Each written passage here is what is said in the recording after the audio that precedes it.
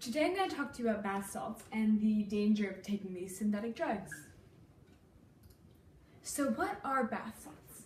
Bath salts are a synthetic cathinone, which means they're very similar to the drug cathinone, which is derived from the cat plant. Since they're synthetic or man-made, they do not come from a plant, and they are made by combining certain substances in very specific amounts. Bath salts are a stimulant, which means they supply you with a false sense of happiness and energy. Bath salts are usually composed of two certain substances, MDPV and mephedrone. Bath salts are interesting because they are not limited to these substances. They can include any substance as long as the final product is chemically similar to a cathinone. These drugs are sold on the street under a variety of names, including Bloom, Flocka, Scarface, Vanilla Sky, Hurricane Charlie, and Lunar Wave. They are also often sold as replacement drugs for very dangerous substances such as meth, cocaine, and Molly. They're sometimes even sold as Molly without the user knowing it. The funny thing is, bath salts, if they contain MDPV, can be 10 times worse than cocaine. Bath salts are sometimes sold in retail stores or gas stations under false names such as jewelry cleaner and plant food. If they are sold under these things, they are always labeled not for human consumption. So how are bath salts used? They're usually sold for about $25 to $50 per 50 milligrams on the street. This makes them very expensive. They can be snorted, smoked, injected, and swallowed, although the most dangerous outcomes usually come from injecting or snorting them. Physical effects of bath salts often include a raised heart rate, blood pressure, and body temperature. Since it raises your body temperature, it can include sweating and even sometimes stripping. Emotional effects of bath salts. Bath salts can induce paranoia, hallucinations, panic attacks, increased sociability and sex drive because they are stimulants, and excited delirium. So excited delirium is basically when someone suffers dehydration, skeletal muscle tissue breakdowns, or even kidney failure. Are bath salts addictive? Yes. Bath salts are very addictive, which is why the Drug Enforcement Administration put them on the Schedule 1 list, meaning they're very addictive and up there with meth and cocaine. They are mostly psychologically addictive because they cause a very intense craving for the drug, but they can be physically addictive because a lot of people like the way that they feel when they take these drugs because they're stimulants and supply you with that false energy.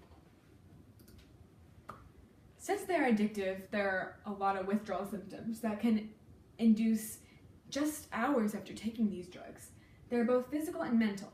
Some of the physical symptoms include tremors and problem sleeping. Problem sleeping does not have to be insomnia, although it can be. Some of the mental symptoms include depression, anxiety, insomnia, and paranoia. Now, these symptoms directly correspond in length and severity with how often the drug was taken, how much of the drug was consumed, and the period of time the drug was taken.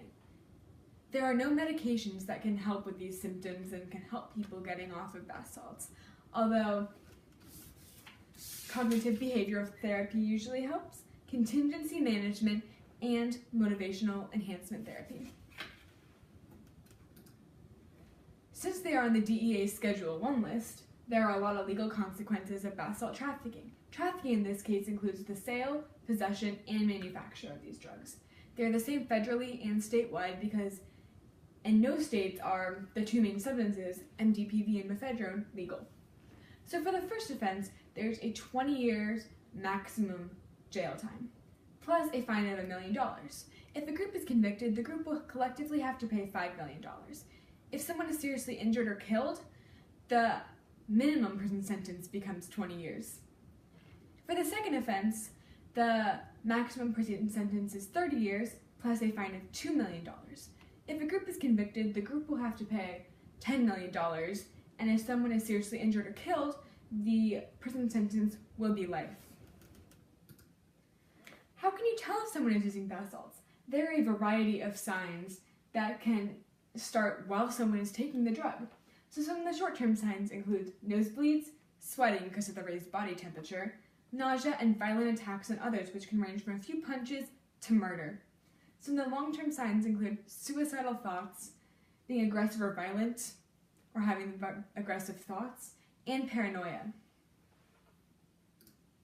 Some statistics for bath salts are that the average age of a bath salt user is 28, although it can range from 20 to 55. About 70% of these people reported that they had previously used drugs, and about 50% reported they had been diagnosed with a mental disorder.